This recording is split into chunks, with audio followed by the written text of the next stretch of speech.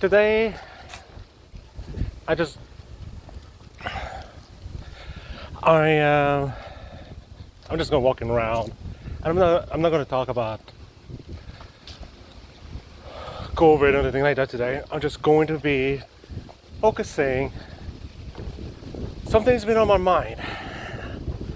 Recently, I've been listening to Manufacturing Consent by Noam Chomsky, an audio book where you can find it on YouTube. Basically, the whole premise, it demonstrates how the Western free press isn't really free. Sure, we pride ourselves in that the government is not involved in the press, and as such, they are able to be free in that sense. But the problem is, the free press isn't really free. It never has, nor ever will in a capitalist system.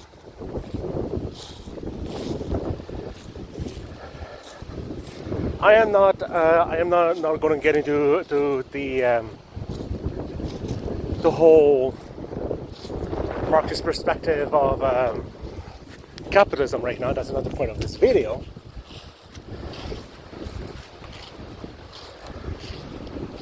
Except at this point, the accumulation of capital into fewer and fewer hands.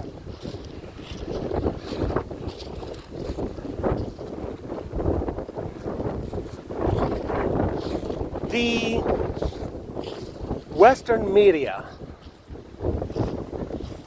basically there's only a handful of companies who controls the media. And they will publish the stories that they want to publish. And of course, for those who says that, well, the freedom of speech, yes, the freedom of speech is only between the citizen and the government, but it's not between private citizen and a company like YouTube does not have to hold on to free speech.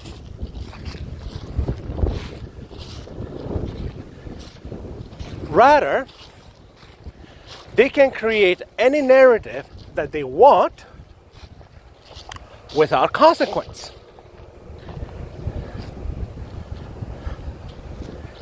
And generally speaking, there's this narrow lens of acceptable debate that we're allowed to talk about.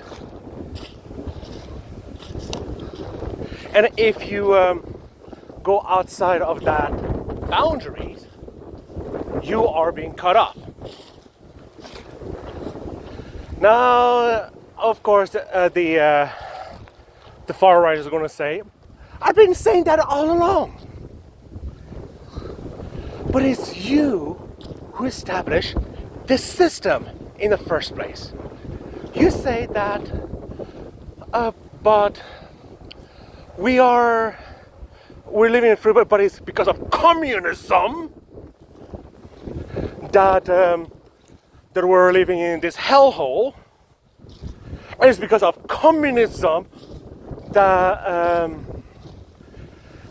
the globalists are doing what they do.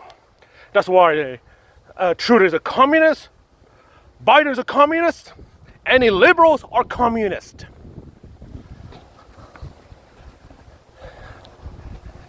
It is so far from reality It's not even funny.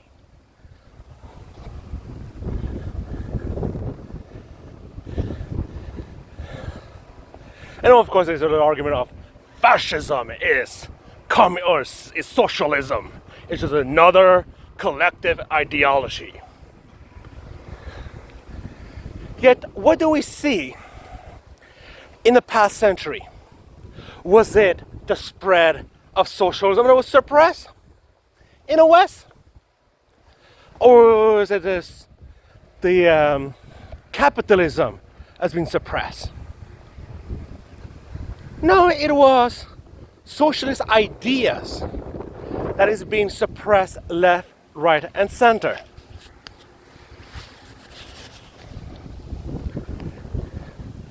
Because it goes beyond the acceptable range. And anything that does not fit in that narrow lens of what is acceptable, it has to be communism. Like, I remember watching like the whole some pictures of during the Jim Crow laws where you had a protest about segregation, where you had like conservative protesters saying that if we abolish Jim Crow or we end segregation, that's communism. And it will bring ruin to the Western world.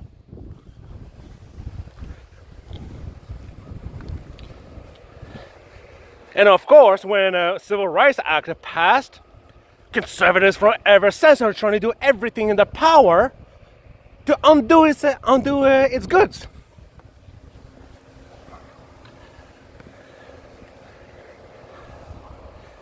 But what it has to do with manufacturing consent? Notice the language that is being used. It is all about identity politics.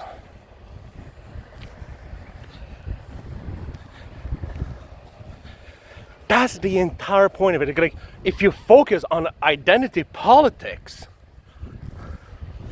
then it would be considered as a valid way to talk about capitalism.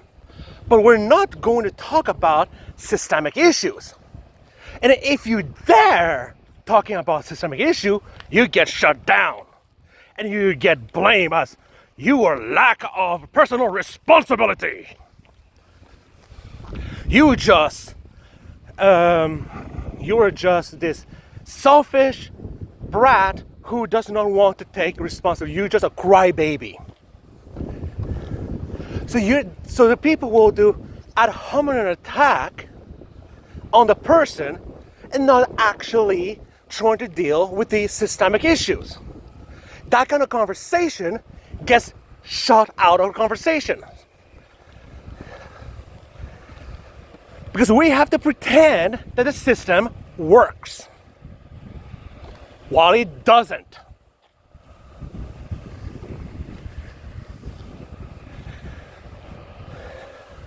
We might live in a life of luxury in the West, but at what cost? As the famous economist Milton Friedman said, but it only regards that to the welfare state. But it never actually considered about systemic issues, such as how we basically destroyed Africa from the time of colonization. And we continue doing so, because everything that we do in Africa or helping the poor, this always comes with austerity measures. But we should not debate on that topic, because that is outside of the confinement of what is politically correct. I remember watching a video about Jordan Peterson. the conservative hero. I have so many criticism on that guy. However, there was one video that he was talking with a person where she asked him,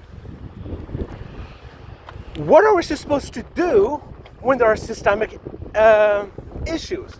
Where there's things that is outside of your control that no matter of personal responsibility, nothing will change.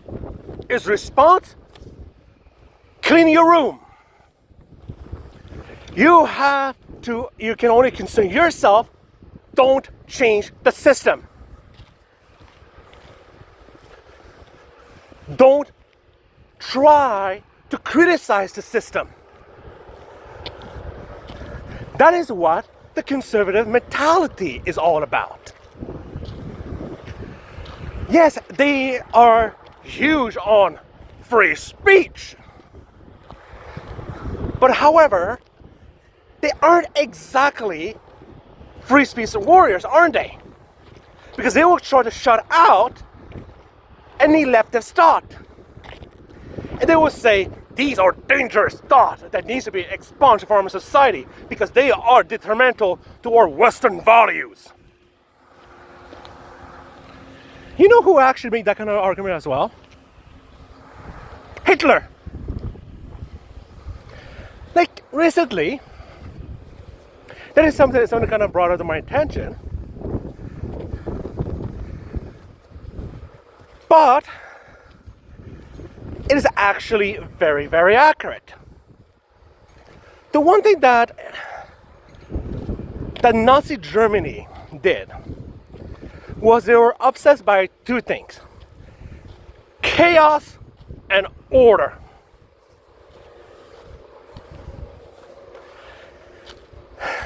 How does Hitler define chaos? Chaos are the communists, the LGBTQ, the mentally ill, the disabled, the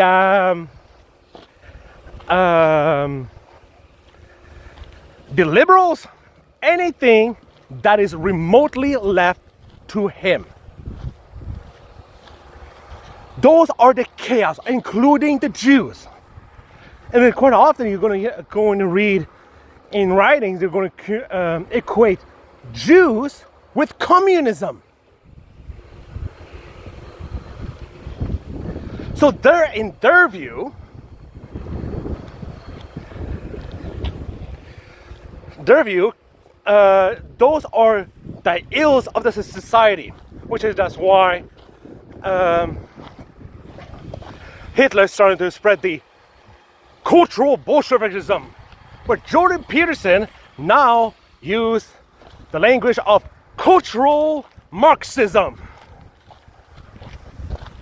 or cultural postmodernist Marxism. And these people are there to ruin Western life. And it's our duty to impose order. What is order? Order is basically use state power to make things orderly. Like one of the common thing that they did was, because it was so orderly, we made the train run on time.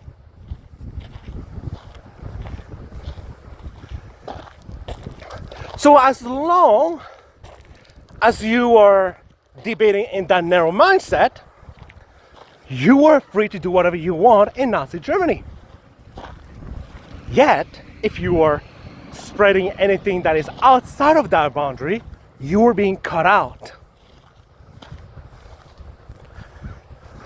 Of course, they were one of the best systems where you have like Joseph Goebbels, the chief propagandist of Nazi Germany, who is credited as the leader of propaganda. created all kinds of narrative that are completely false and that it only accepted in this narrow range, and then everybody else do whatever and shut out anybody who goes against it. Now, of course, at the defeat of Germany by the hands of the Soviet Union,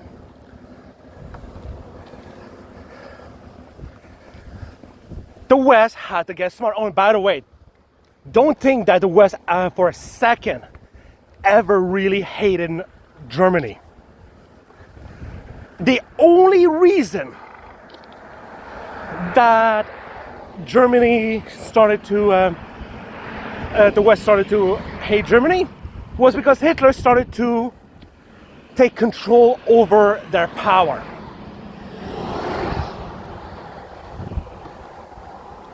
However,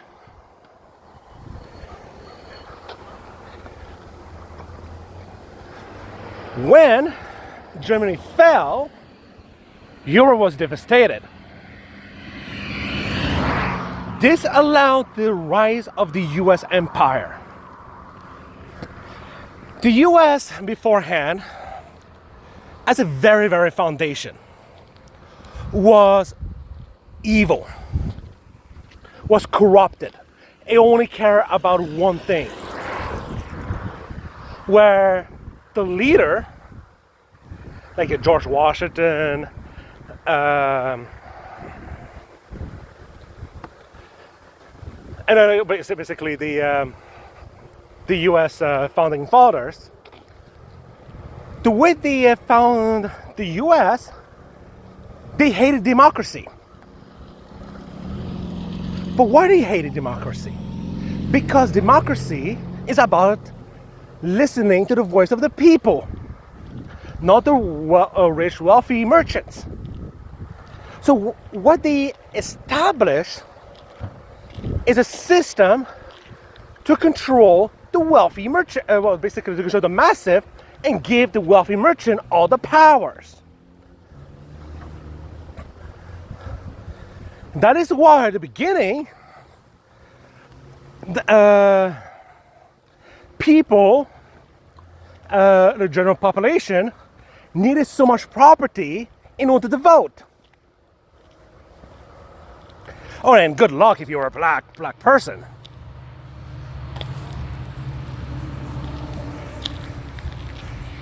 And just a few years later,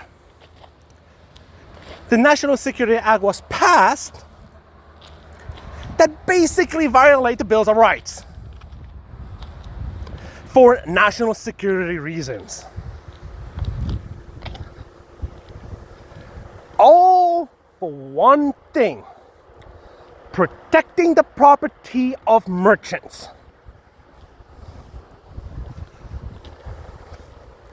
And even back then, the media were only allowed a small range of debates and shut out any narrative that goes against that narrative. One of the biggest things that was portrayed was the evil of Great Britain and how they're there to try to take over the land and make them use slaves because of taxes. Yet, when you actually look at the history, the reason the entire Civil War happened was because the wealthy merchant didn't want to pay taxes as a result of a war Great Britain won for them a few years ago against France. And it didn't want to take the responsibility to ask for help from them, and they have to pay for all the supply, the manpower, all that jazz against Great Britain. So they can craft this entire narrative saying that how Great Britain suppressed their liberty. give me liberty or give me death. And then the hypocrites, when they took power, they imposed more severe taxes on the general population, not on them, the wealthy merchant, and broke every single promise that they made to the military personnel, such as giving a payment for so much dollars, I can't easily remember off the top of my head, for life.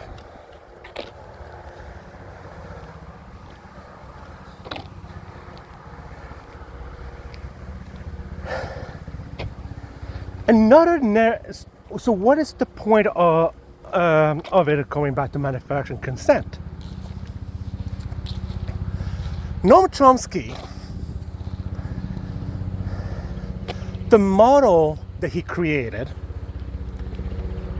essentially says they're going to promote one narrative that highlights US goals. But anything that goes outside of that range is being demonized. And it's going to ignore. You get either going to ignore, demonize, or twist facts. Like basically what I mean by that is one country that they support, they're going to make the things they say, oh, we're there to just help them. We might make some mistake, even though we're literally destroying their country, like Yemen, or Iraq, or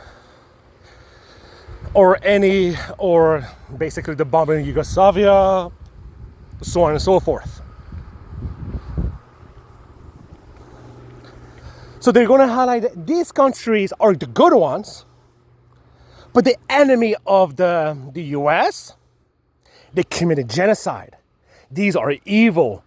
They are slaving the people. So they're going to use different language that is far more condoning against the enemy of the empire. And then they're going to use other language that makes it seem like they are a lot better.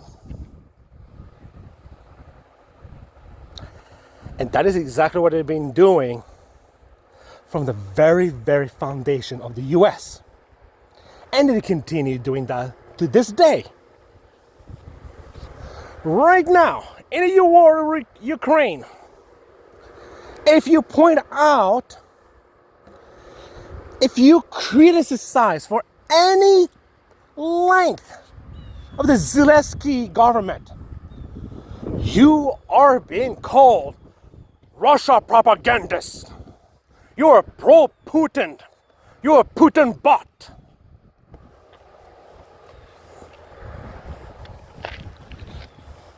Russia imperialism. Putin imperialism. They just want to take away Ukraine's sovereignty. Yet, let's not talk about how their sovereignty has been completely compromised since 2014, since the US coup in their government and established a puppet government ever since. Let's not talk about that, shall we? Shall we, or we're not going to talk about how the US has promised Gorbachev back in 1991 that they're not going to expand NATO eastward for past East Germany. And we have all those records actually. We have like declassified document that literally showed that they made that promise of Gorbachev. But we're going to break those arguments, those promises. We knew if we expand NATO into Ukraine, that would lead to war. Back in 2009, 2010, like the CIA director, who was at that time a Russian diplomat, declassified memo saying that if we continue expanding NATO towards Russia, it will lead to a war. Putin said in 2008, NATO expansion, Ukraine is a red line. Nah, we're not going to ignore him. We know best. We're going to crush Russia. And if you try to criticize that narrative, you are being called Putin propagandist. And you're being shut out from the conversation.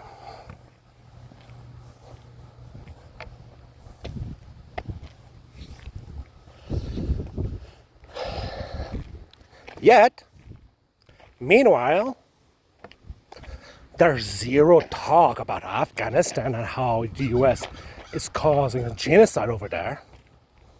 There's zero talk about Yemen. Where there's zero talk of any atrocities that's happening in the Middle East that is being sponsored by the US. There's zero talk about how the US got into Iraq on the false pretext.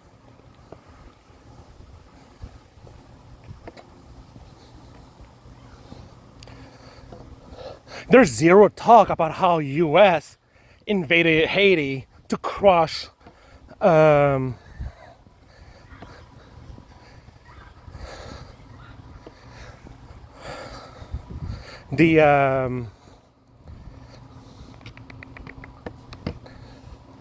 protests over there. None of that is being talked about. It's all about Ukraine. It's all about Putin. It's all about how Putin has lost his mind and trying to take over Ukraine.